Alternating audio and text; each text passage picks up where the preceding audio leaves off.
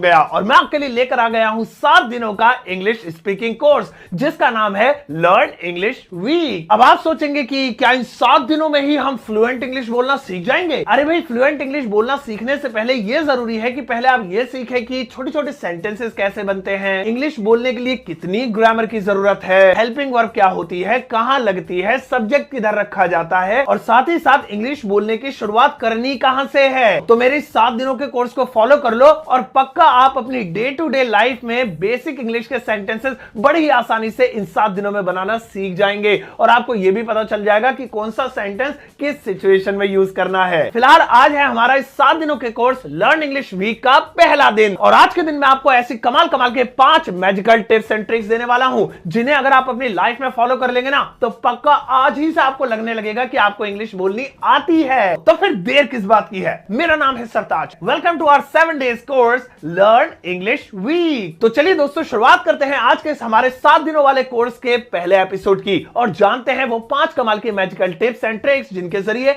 आज ही से अंग्रेजी बोलना शुरू। Number 1, mix English with your Hindi. अब ये ट्रिक अंग्रेजी सीखने की सबसे पहली सीढ़ी है। याद रखिएगा कि अगर आप इंग्लिश सीखने की शुरुआत कर रहे हैं तो शुरू से ही बड़े बड़े सेंटेंसेस बनाने और सीखने की कोशिश मत कीजिएगा, क्योंकि आप ग्रामर के चक्कर में उलझ कर रह जाएंगे और आपका कॉन्फिडेंस डाउन हो जाएगा। इससे बढ़िया है कि आप अंग्रेजी के छोटे छोटे शब्दों को अपनी डेली लाइफ वाली हिंदी में मिलाकर बोलिए।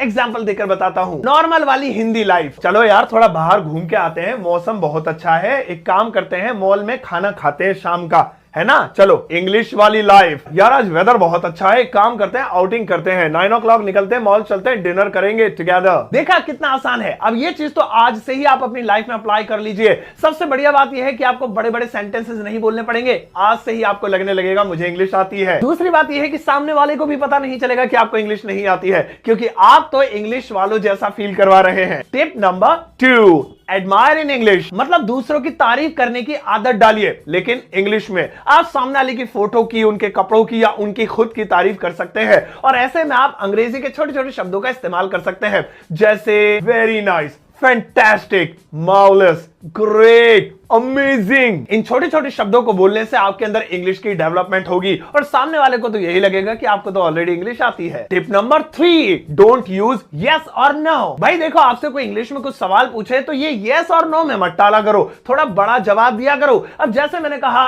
डू यू लाइक पिज्जा, क्या आपको पिज्जा अच्छा लगता है? तो आप यस नो, इससे साफ पता चलता है आप इंग्लिश बोलने से डर रहे हैं, बस यस नो बोलकर टाल दिया। ऐसे में आप थोड़ा बड़ा जवाब देने की कोशिश कीजिए, yes I like pizza, no I don't like pizza. या फिर आप यस और नो की जगह इनके भाई बंधुओं का इस्तेमाल कर सकते हैं,